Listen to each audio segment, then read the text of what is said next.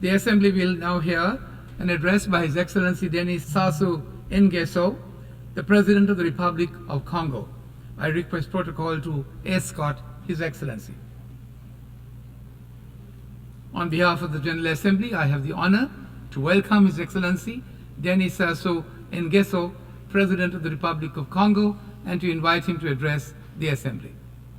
Monsieur le Président de l'Assemblée générale, Excellences, Mesdames et Messieurs les chefs d'État et de gouvernement, Monsieur le Secrétaire général de l'Organisation des Nations Unies, Mesdames et Messieurs, comme la plupart des orateurs qui m'ont précédé, je voudrais moi aussi exprimer ma compassion fraternelle et ma solidarité avec les peuples du Maroc et de Libye, fortement endeuillés ces jours-ci par des catastrophes naturelles aux conséquences indicibles.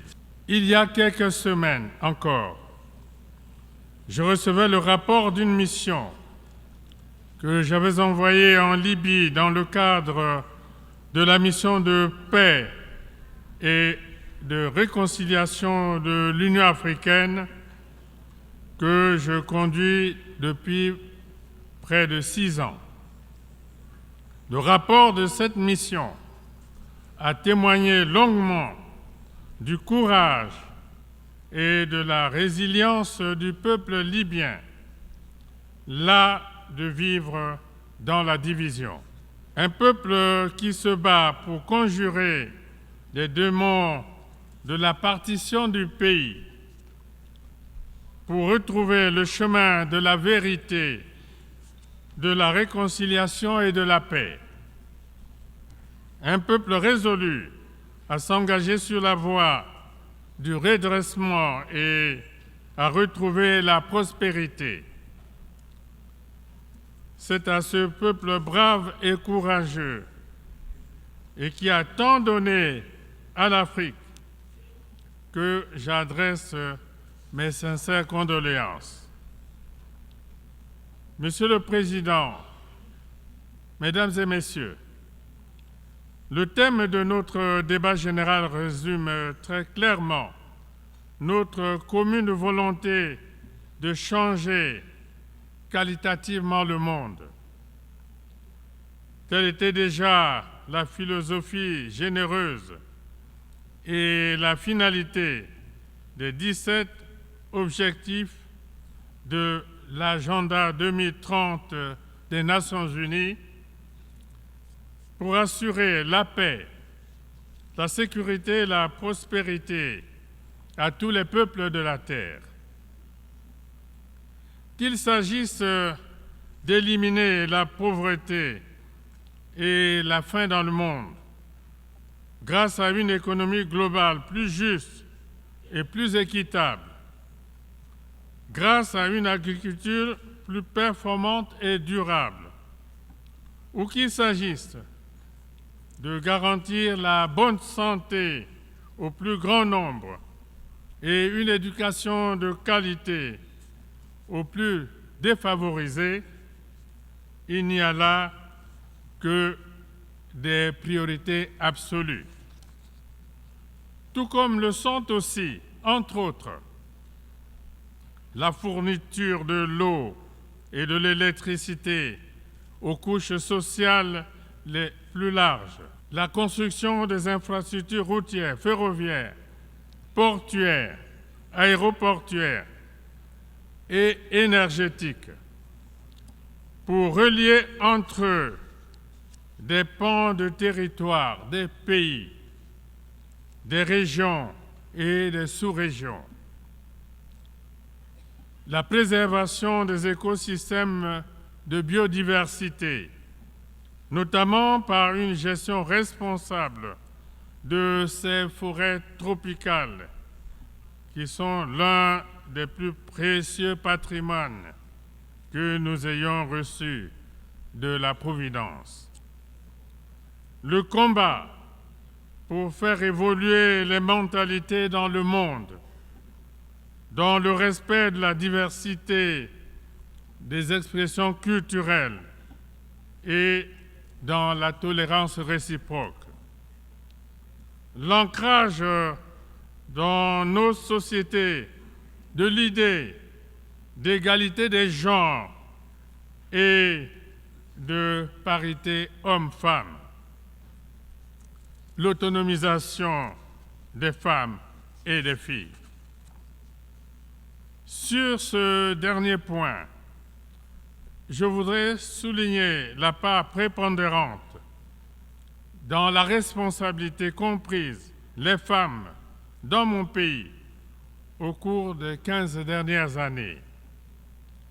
Aujourd'hui, elles contribuent de manière remarquable à la promotion de leurs droits et libertés, au combat pour l'élimination de la pauvreté et à l'intensification d'une éducation inclusive à travers des formations et des apprentissages tous azimuts.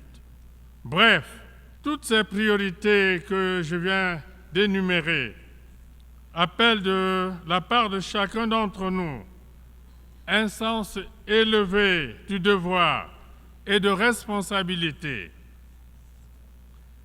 une ouverture d'esprit aux vertus du dialogue, un solide élan de solidarité, de la patience et de la résilience.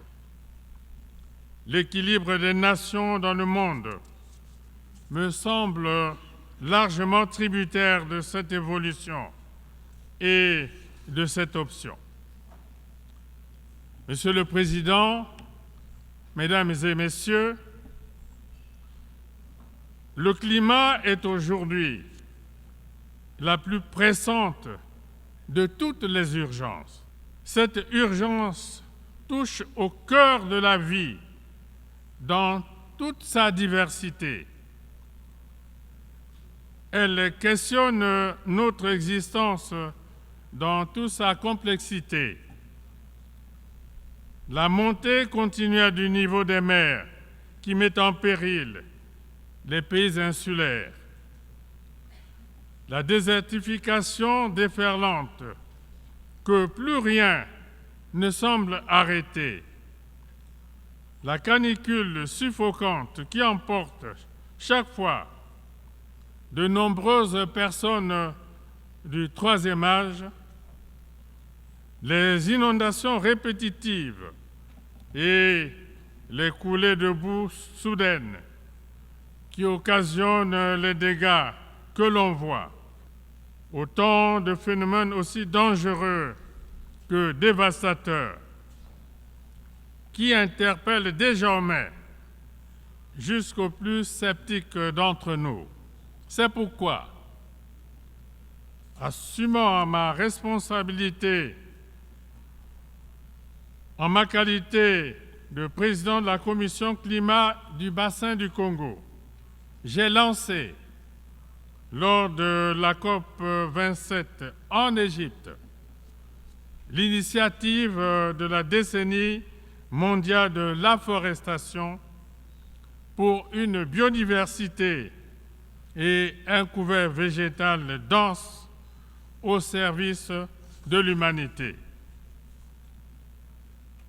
Dans le même élan, mon pays, la République du Congo, s'est engagé à abriter en octobre prochain un sommet des 3 bassins des écosystèmes de biodiversité et des forêts tropicales, Congo, Amazonie, Bornéo-Mékong et Asie du Sud-Est, comme réponse collective et concertée de ces 3 poumons verts de la planète à l'insécurité climatique désormais si menaçante.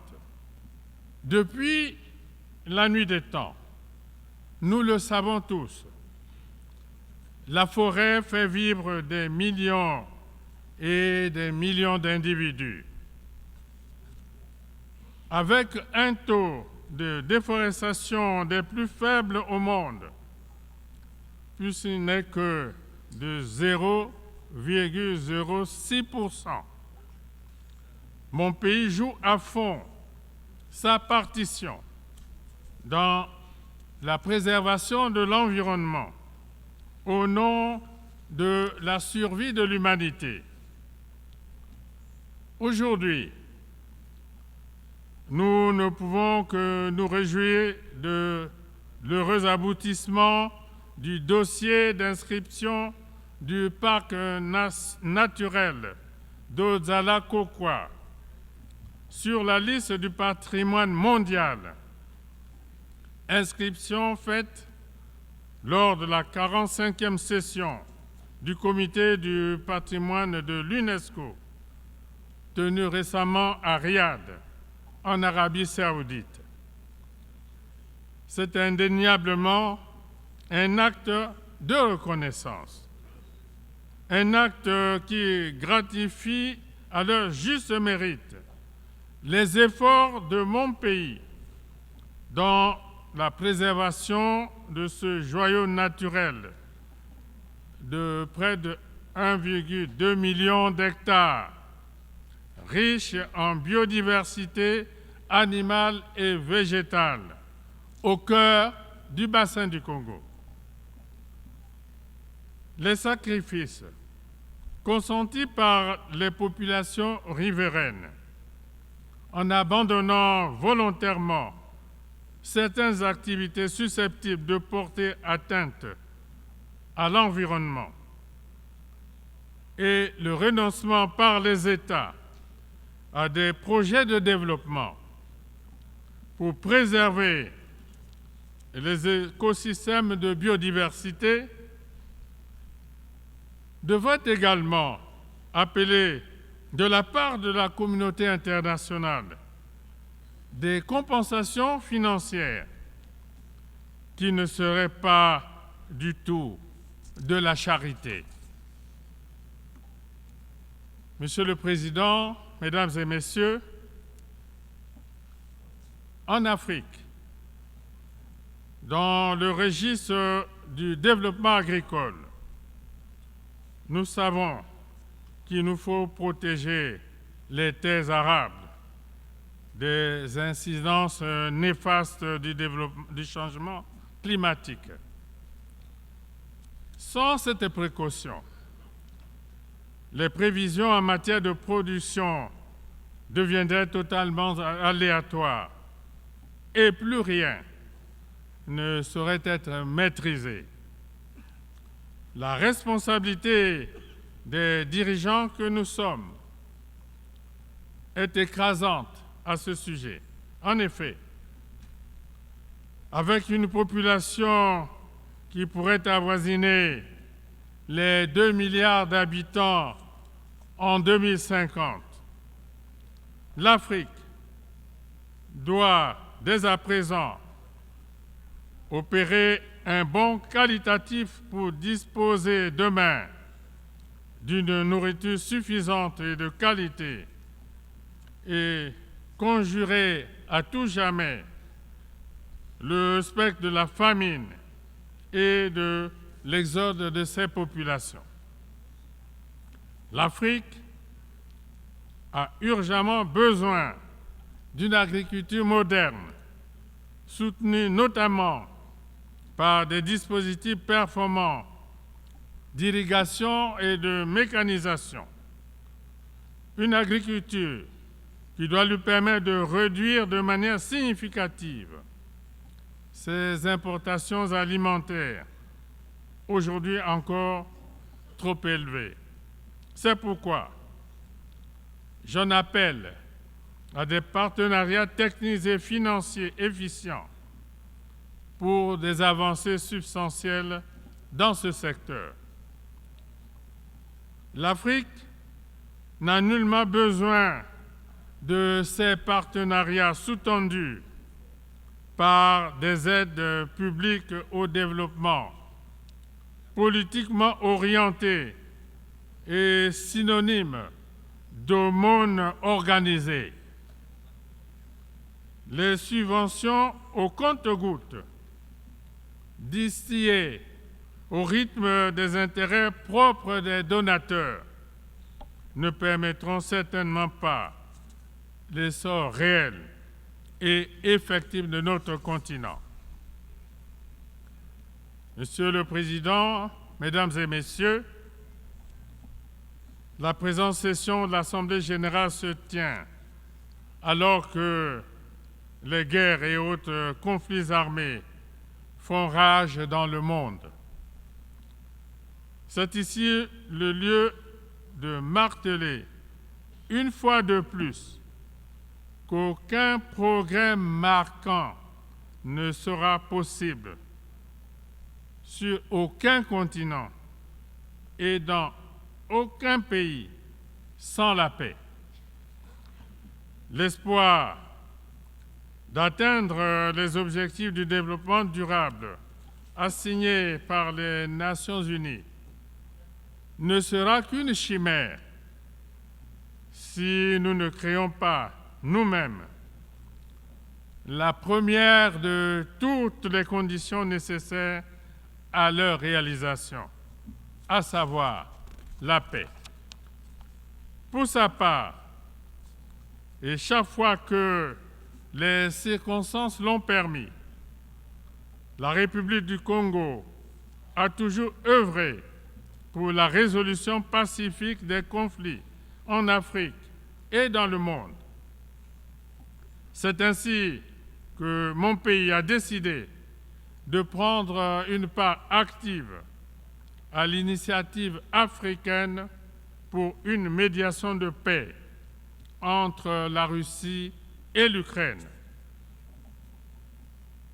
En raison du risque de guerre généralisée que ces événements font peser sur le monde, non seulement les deux protagonistes dans ce conflit, mais également les puissances étrangères qui peuvent influencer le cours des événements dans le sens de la paix, tous devraient tempérer leurs ardeurs, cesser d'attiser les braises et s'engager sans délai dans des négociations de paix, des négociations justes, sincères et équitables. Le monde a urgemment besoin de ces négociations pour éviter que les affrontements en cours, déjà si dévastateurs, n'aillent encore crescendo et fassent basculer l'humanité dans ce qui pourrait être un cataclysme irrémédiable, c'est-à-dire une guerre totale et qui échapperait au contrôle des grandes puissances elles-mêmes. Je reste persuadé que les sages recommandations formulées par l'Afrique pour restaurer la paix entre l'Ukraine et la Russie finiront par être prises en compte. Monsieur le Président, Mesdames et Messieurs, en ma qualité de président du comité de haut niveau de l'Union africaine sur la Libye, je ne peux passer sous silence devant l'auguste assemblée que vous constituez la situation dramatique que ce pays vit depuis 2011. Une situation pour laquelle je m'investis sans compter au nom de l'Union africaine. Les efforts de paix consentis dans le cadre de cet épineux dossier se sont encore poursuivis récemment, en juillet 2023, dans le cadre d'une réunion de réconciliation qui a eu lieu à Brazzaville, dans mon pays, et qui a permis à plusieurs acteurs représentant l'essentiel des sensibilités politiques et sociales libyennes de s'asseoir à la même table. Tout a été fait pour amener les protagonistes à transcender leurs divergences et à rapprocher leur compréhension des défis de la Libye de demain. La conférence de réconciliation interlibyenne que vise la médiation que je préside n'aura de sens que si elle est inclusive, constructive et consensuelle. Elle doit permettre à nos frères et sœurs libyens de renouer avec la vertu du dialogue en cessant de se regarder en chien de faïence, d'apprendre à se pardonner et de donner la prépondérance à la justice, soubassement de l'état de droit dont ils sont appelés à écrire l'histoire. J'en appelle une fois encore à l'accompagnement de la communauté internationale, à commencer par les pays de la sous-région et les organisations qui les regroupent, sans oublier les pays dits du quartet, en vue d'un soutien concret à nos efforts afin d'ouvrir une perspective solide et crédible à la résolution définitive de cette crise qui n'a que trop duré. Monsieur le Président, Mesdames et Messieurs, face à l'unilatéralisme qui ronge dangereusement les fondations du bel édifice que tant de générations se sont employées à bâtir depuis 1945, la République du Congo, par ma voix, réaffirme son engagement en faveur du multilatéralisme, gage de justice dans les relations internationales, d'équilibre, d'équité, de paix et de coopération pour un développement partagé. Le multilatéralisme, nous le savons tous, ne peut prospérer que dans un système global juste et équitable. Un système qui soit à l'image non plus des fantasmes du passé, mais des évolutions et des réalités de notre temps. D'où l'impérieuse nécessité de réformer son outil de référence qu'est le Conseil de sécurité des Nations unies, afin d'assurer une représentation plus juste de tous les continents et de tous les peuples du monde. Sur ce chantier, l'Afrique a une position commune, une position conciliante et consensuelle, scellée à Ezulvini, que mon pays n'a jamais cessé de défendre, et ce, depuis plus d'une décennie. Je réitère ici et maintenant l'exigence africaine, légitime à tous égards, de voir deux de ces États siéger au Conseil de sécurité des Nations unies en tant que membres permanents avec droit de veto.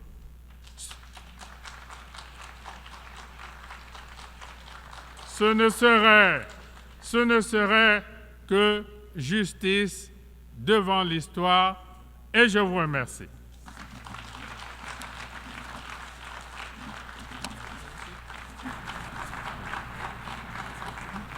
on behalf of